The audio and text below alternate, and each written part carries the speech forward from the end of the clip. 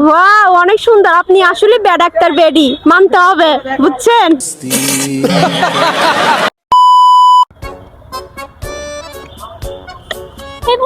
আপনি কি bad doctor, বেডি?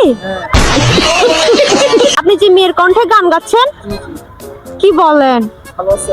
হ্যাঁ, ভালো আছি। আপনি কেমন আছেন? আসলে আপনি মেয়ের কণ্ঠে কি গান টান করতে পারেন, কথা বলতে পারেন? অবশ্যই। আমাকে একটা তাহলে গান শোনান তো। এই অবেলায়